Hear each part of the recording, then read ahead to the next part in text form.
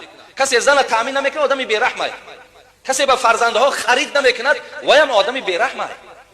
برای این آدم بیرحم کی شد خداوند به او رحم نمیکنه. شما جمله اونا نشین. شما تمام وجودتان تمام حسیتان در بالای زنهاتون حواله کنید. جانتون برای زناتون تیر.